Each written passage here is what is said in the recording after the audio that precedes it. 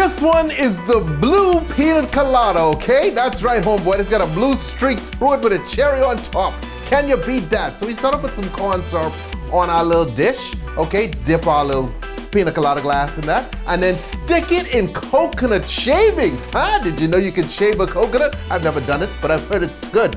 Okay, so we start off with some rum in our blender, some pineapple juice, okay? Now we hit that with some cream of coconut. This is what makes the drink. This is a magical process right here, people, okay? They make that in the heavens, all right? So we blend it up, and we pour that in our glass, and that's a Piña Colada. But do we stop there? No. You know how we get it blue?